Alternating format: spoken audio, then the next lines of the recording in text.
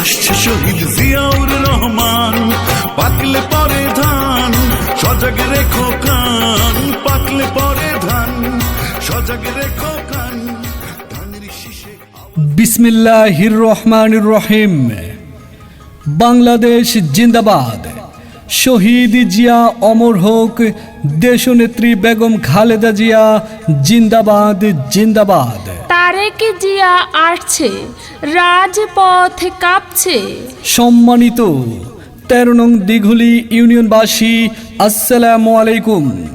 হিন্দু ভাইদের জানাই আদাব এবং অন্যান্য জাতি ও ধর্মাবলম্বী ভাইদের শুভেচ্ছা ও ধন্যবাদ।